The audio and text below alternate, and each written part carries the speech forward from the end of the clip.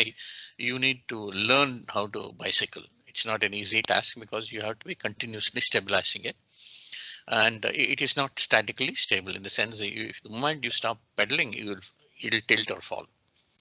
So static stability is something which it is good if you can build into the aircraft so that the pilot, for most of the time, the pilot can uh, be relieved of the TDM. Okay, so we'll proceed further in this the next session of the equilibrium. So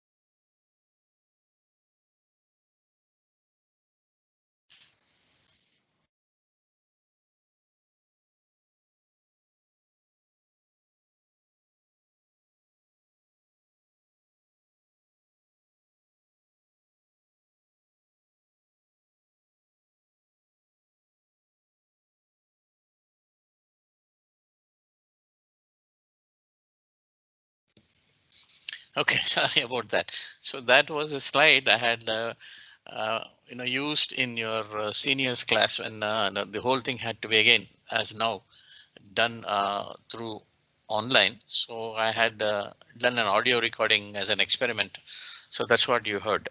So that was for the whole thing. So I was not speaking, it was in the slide, audio in the slide. So that is it. And I don't bother about that. So what we'll do now, we'll continue. And in the initial part, we talked about performance of the aircrafts. So performance topics deal with forces and translational motion needed to fulfill the aircraft mission. So you want to, when you say performance, you talk about level flight, you talk about rate of climb, you talk about turn rates, you talk about takeoff and landing and all that. So they're all the performance topics. So stability and control topics deal with movements and rotational motion. So performance is largely forces and translational motion, largely. For example, turn rate, you also have moments coming there. Stability and control, the topics deal with movements and rotational motion needed for the aircraft to remain controllable. Again, to summarize the picture, you have, if you look at the aircraft from the front, if one side aileron goes down, the other side goes up, there is a difference in the lift being produced from that side of the aircraft. So there is a rolling motion here. And similarly, if I deflect elevator here on the bottom figure, you will have a nose-up moment. So if I deflect the elevator up, what actually happens is I'm reducing the lift being produced, increasing the lift because the camber increases, and then you have a nose-up moment. Okay, similarly for the rudder. So an aircraft in flight is completely unconstrained and 6 degrees of freedom, 3 in translation and 3 rotational ones. Okay, so this means there are many ways for instability to appear, and due to high speed of the aircraft, the instability can have serious consequences. For example, if you're bicycling and the bicycle goes into instability mode, at best you will fall down and maybe scratch yourself up, or at the worst case, break a bone. There is no life-threatening event. Whereas in an aircraft, if it gets and the pilot is not able to control, it leads to crash and usually a loss of life. Okay. Recently, for example, you must have read about a MiG-29 aircraft which took off from the ship and crashed. This happened, I think, last week. And there was a wreck, and I think wreck has been located. So instability in an aircraft leads to normally a catastrophic event. So while stability has multiple facets, we'll first start with what is called static stability.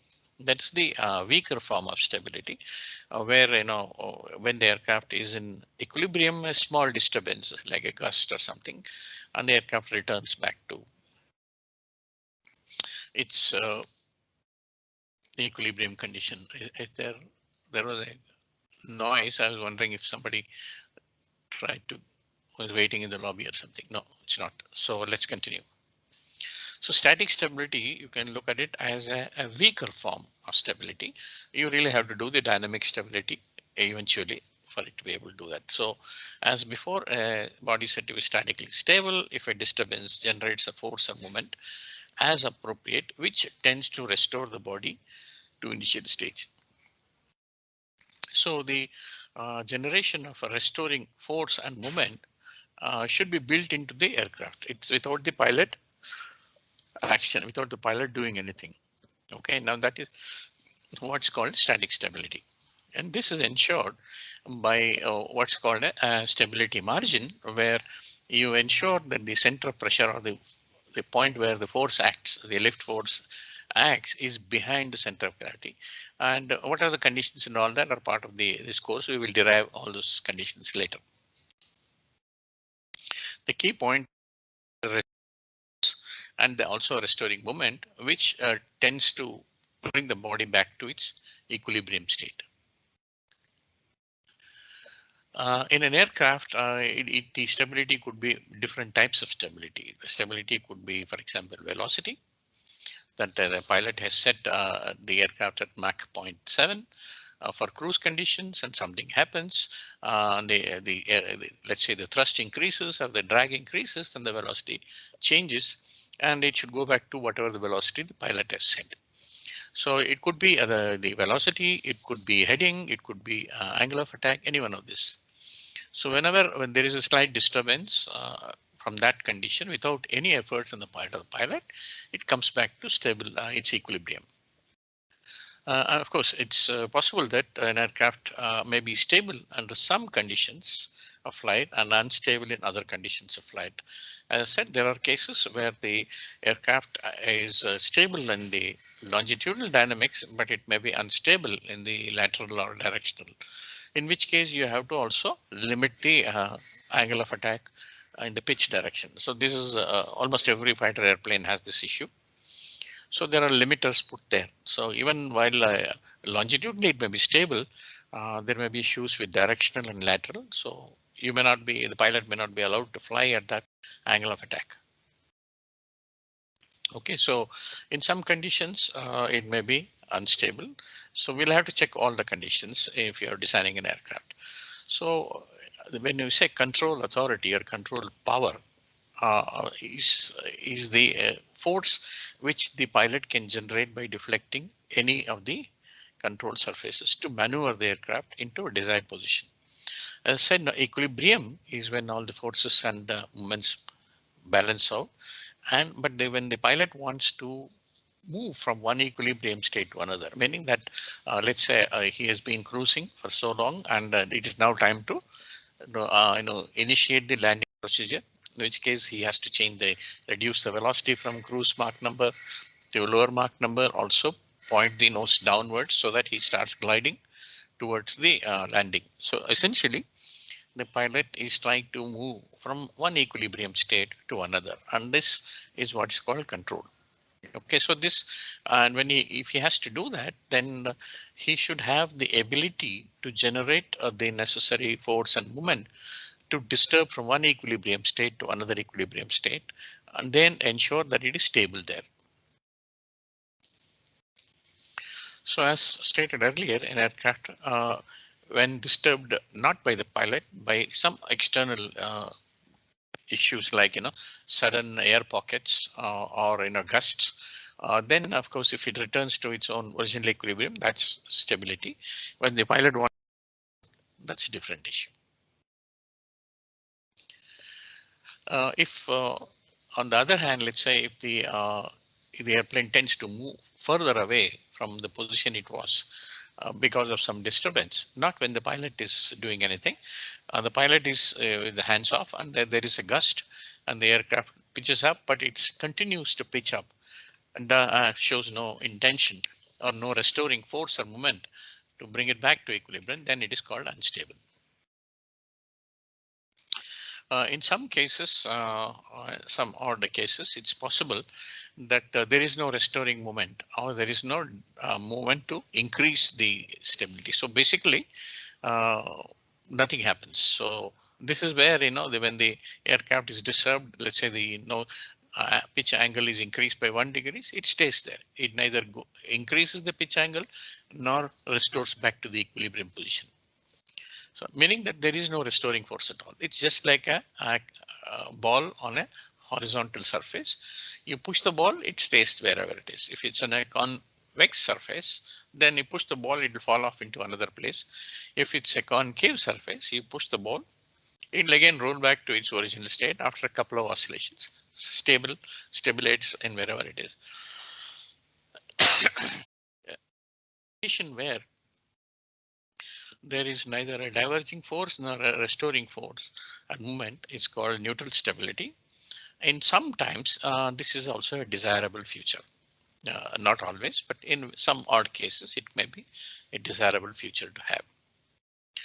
And aircraft stability, an aircraft can be statically stable to small changes in the incidence. For example, if it's cruising at an angle of attack of 2 degrees and the gust pushes it to 4 degrees or pushes it down to 0, then it may come back to its original 2 degrees angle of attack after a few oscillations. Okay, but if from 2 degrees it's suddenly pushed up to 18 degrees by a massive gust or what's called a clear air turbulence, which happens in atmosphere, then the aircraft may not be stable anymore. Okay, so it can be stable for small changes of incidence, but unstable for large changes. For example, if the change pushes the wing beyond its stall angle, then of course it will not come back to its equilibrium. The restoring factor is usually a moment, so that the quantity is a rate of change of moment with displacement. Okay, and this is equivalent to some kind of stiffness. Okay, for example, you must have seen doors which have a damper. Those doors, if you open them slowly, they will open. You try to pull them open fast, they will resist. So that's some kind of damping and stiffness. And stiffness also is related to the spring kind of action. So the larger the force you apply, the more is the resistance. So this kind of restoring force, you can also look at it as a stiffness. Not in the traditional strength of materials definition, but it's the equivalent definition. And any change in one state to another, equilibrium state to another, is affected by using the control surfaces. The challenge is there are only 3 control surfaces and 1 control in thrust, but there are 6 degrees of motion. Okay, so when the pilot moves the control surface, while it generates the restoring moment, but there is a resistance to it too. It's like, when your car is traveling forward, it's difficult to open the door because there is the wind force will try to close it down. Right, so that's the restoring the moments, and they are resisted. And a large aircraft like a Boeing 737 or an Airbus 380, the force needed to move the elevator or rudder is so large that it's humanly impossible. So the pilot's action is amplified through, initially it used to be through hydraulics, jacks, and nowadays it's the pilot only moves the control surface. Just electronically, whatever he wants to do is sensed, and the actuators which are right close to the control surfaces, they move the control surface. The pilot doesn't need to apply the force himself. In the earlier aircraft, the control surfaces were connected through cables, steel cables, to the pilot's control surfaces. So if you wanted to do a nose-up maneuver, then he had to pull the control stick towards him, and by a certain amount of force, and that would move the elevator.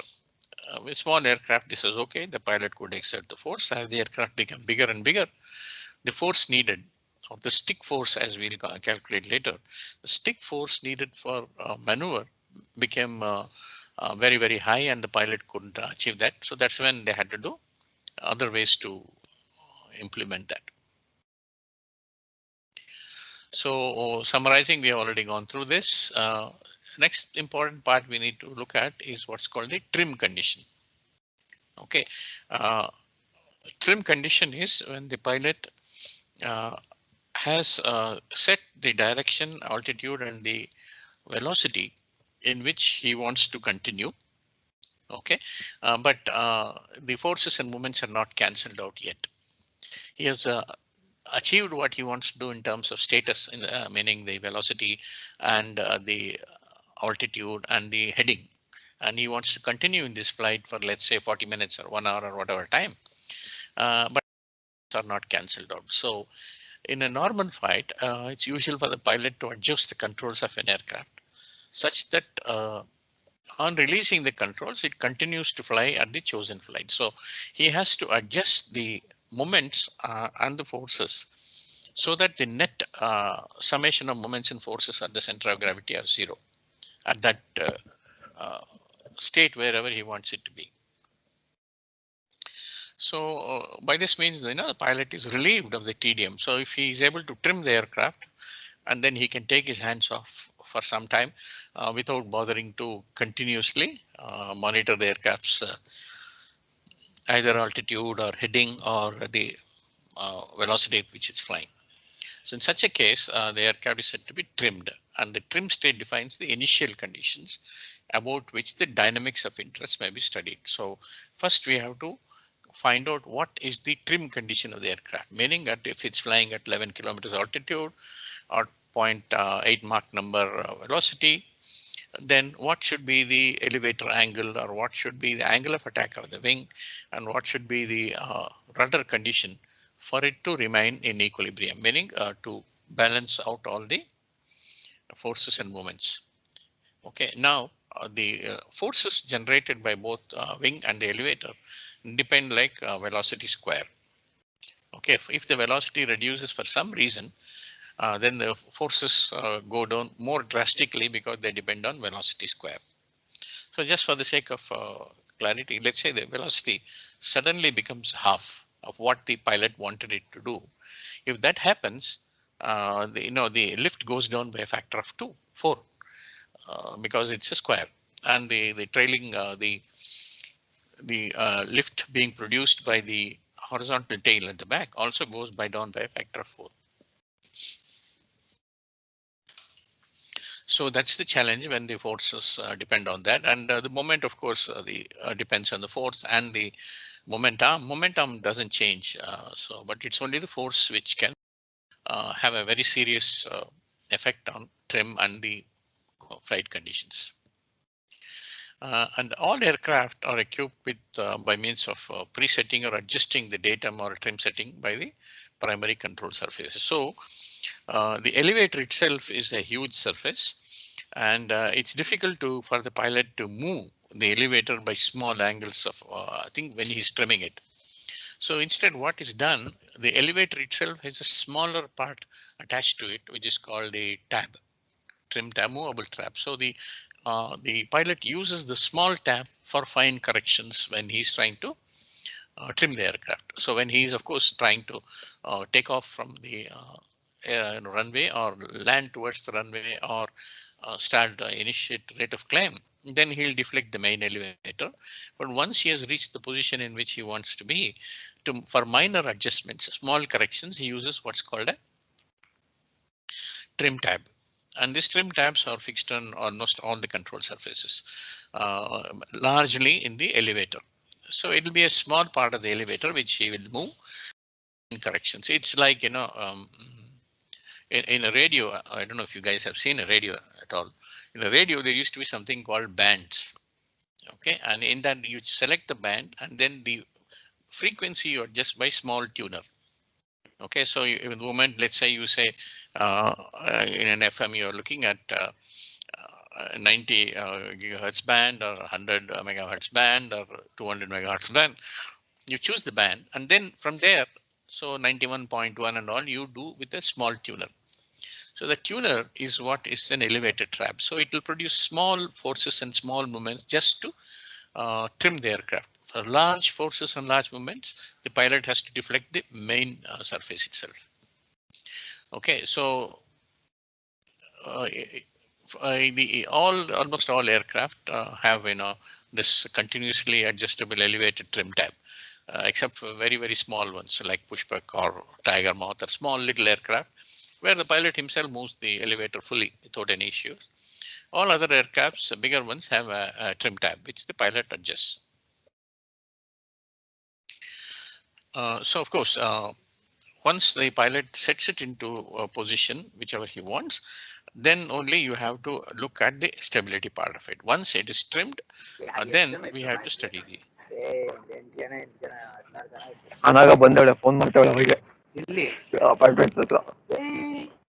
Somebody's microphone is on and I hear some other voices.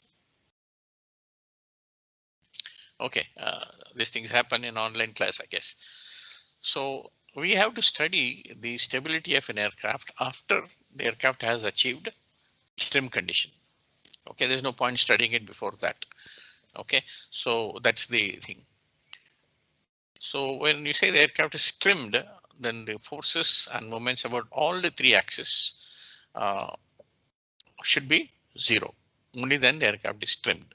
So thus the trimming is concerned with the controlled actions required to establish equilibrium with the characteristics required to ensure that the aircraft remains in equilibrium.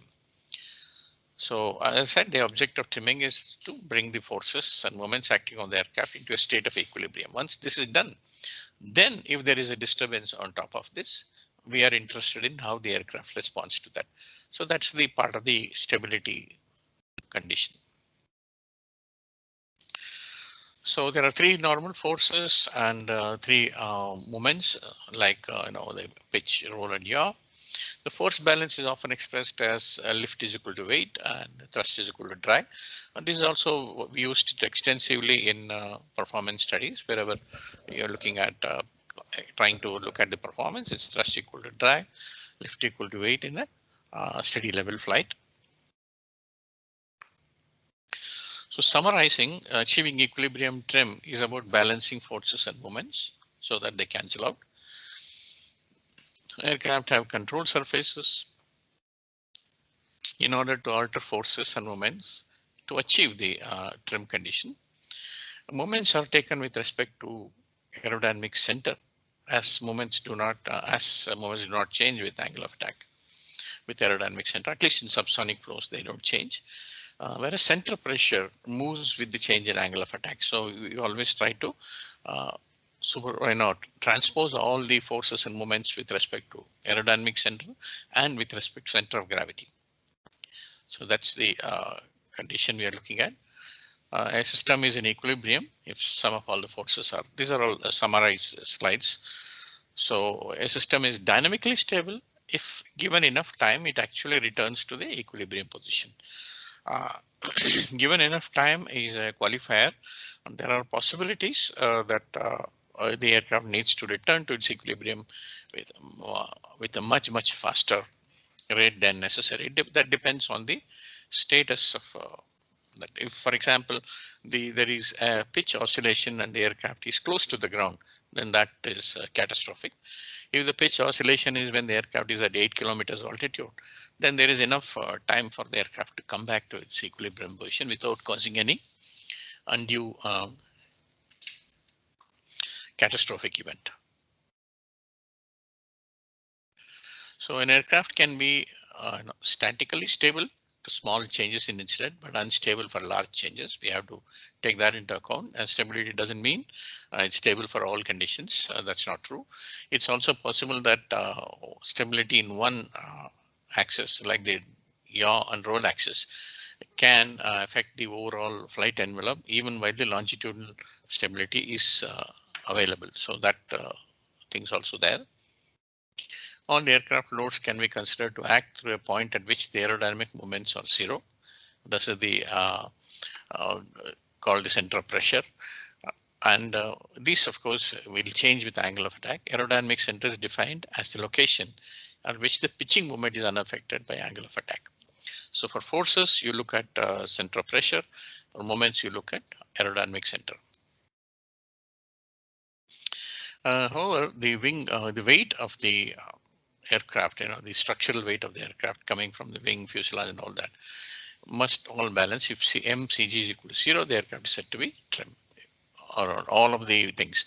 The weights and other things are important because you consume the fuel, and if the fuel consumption happens, the center of gravity can move. So that's one of the reasons you store the fuel in as close to the center of gravity as feasible for it to be able to ensure that when the fuel is consumed, there is no great moment in the center of gravity. Okay, we'll stop here, and if you have any questions before I go further, I'll take those questions.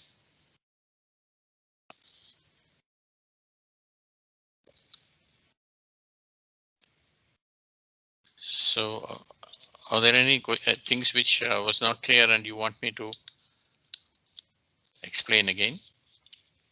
Please let me know. You can go ahead and deal with the next part of it in some detail. So all the trim aspects, everything will be in detail. Okay, since I don't hear any comments or anything, let me go to the next session.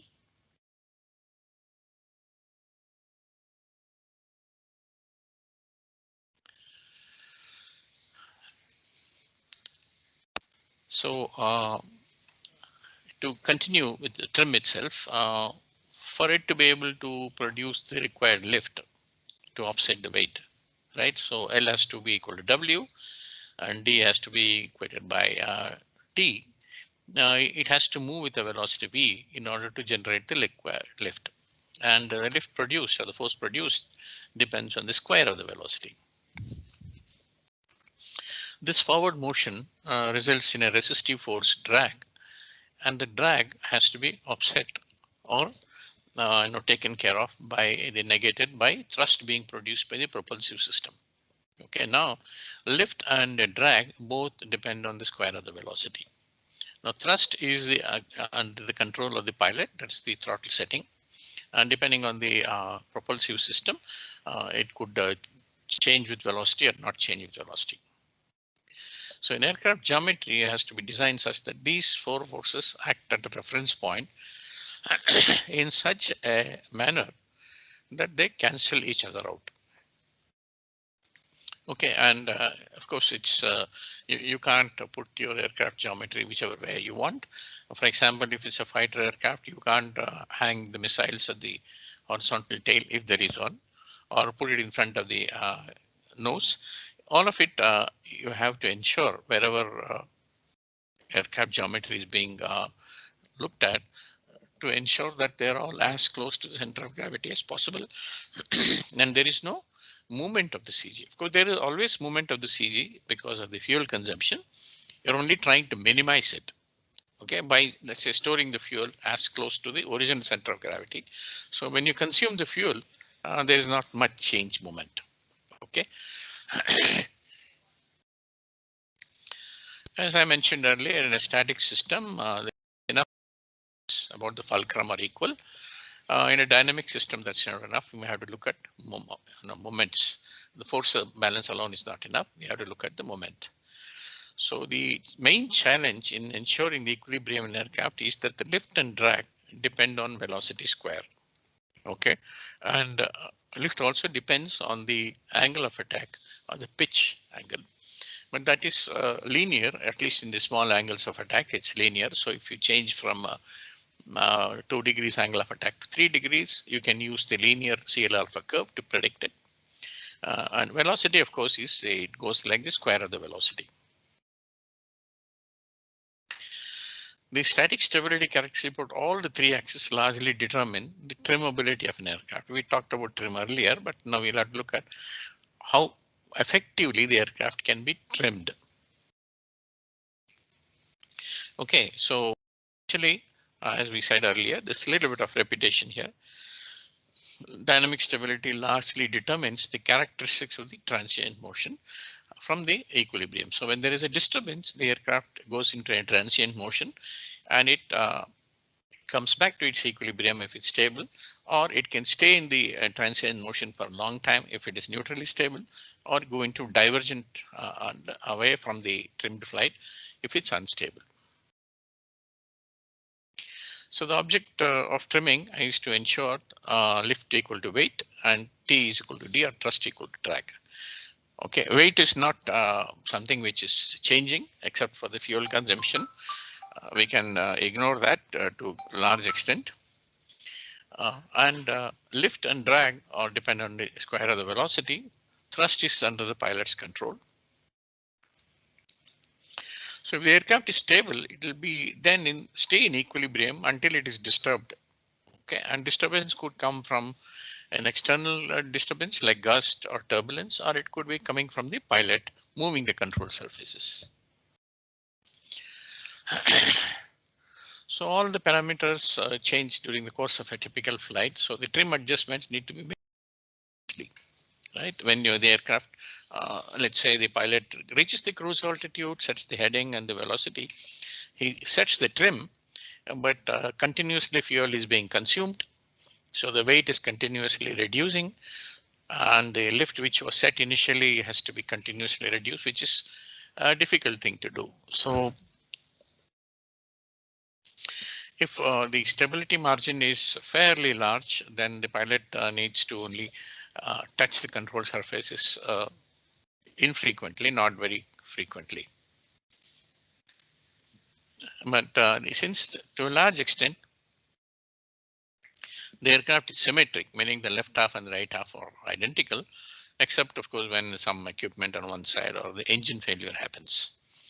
So this symmetry ensures aerodynamic properties of the airframe and with longitudinal trimming. Okay, so when the pilot wants to trim, it is largely longitudinal control, basically the elevator, either the full horizontal tail or part of the movable part of the horizontal tail, which is the elevator. So we'll be primarily concerned with moments about the pitch axis passing through the center of gravity. Weight of an aircraft does not contribute any moment, because that's how you define the center of gravity, as a point at which the moment because of the weight or the gravitational effects are zero. So weight doesn't except of course if the weight changes far away from the center of gravity. That's why you keep all the fuel, which is the only thing which is being expended in the aircraft, as close to the center of gravity as possible. So most large aircraft, the fuel is stored in the wings itself, and the wing is fixed close to the center of gravity. So since the gravitational moments about center of gravity are zero, we need to compute moments contributed by the aerodynamic forces coming from the wing, fuselage and tail. They must all balance out. Essentially, we are looking at the summation of all the moments about center of gravity. All the moments about all the axes. Since it's symmetric, initially we'll confine ourselves to the pitch axis. And if that is equal to zero, then the aircraft is trimmed. So now let's look at a standard aircraft. Now this is a picture from NASA's Glenn Center.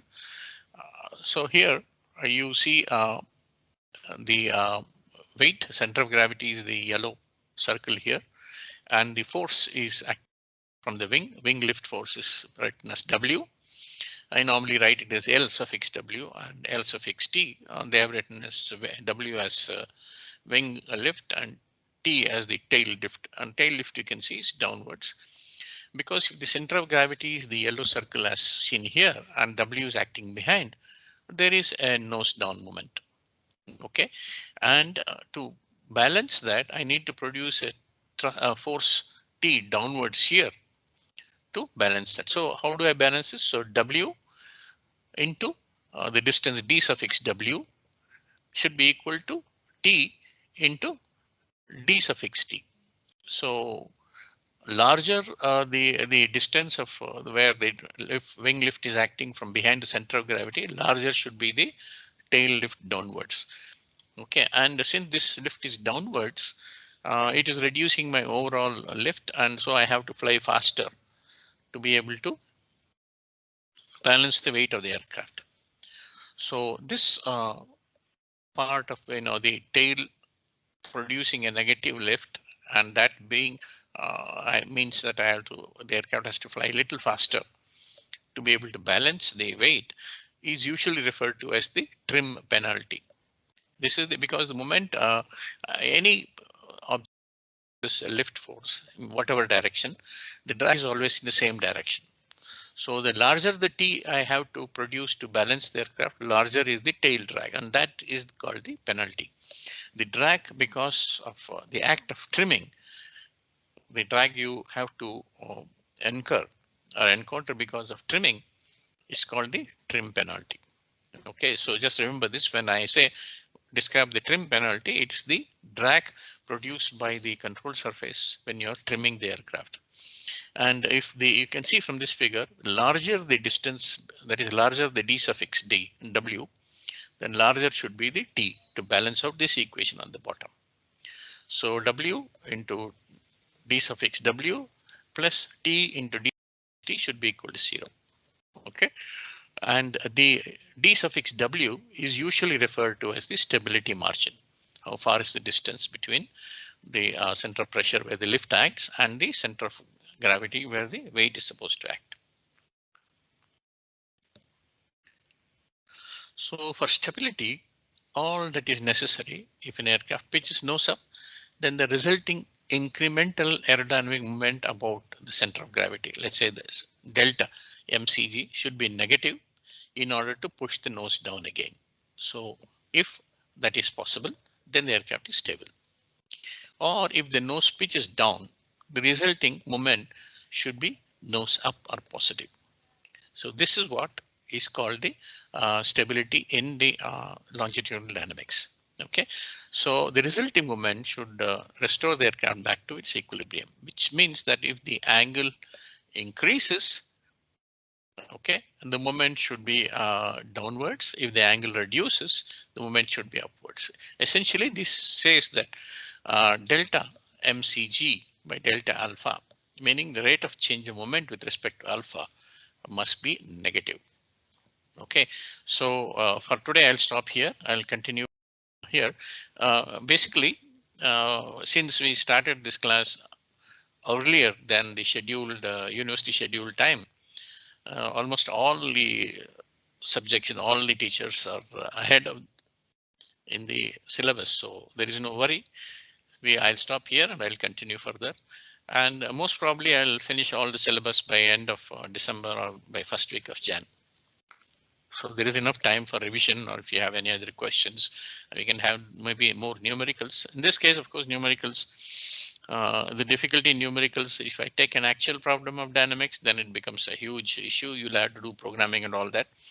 If I give a small problem, then it becomes almost like trivial. But anyway, we'll try and see what we can do. Okay, so I'll stop here. And if you have any questions, I will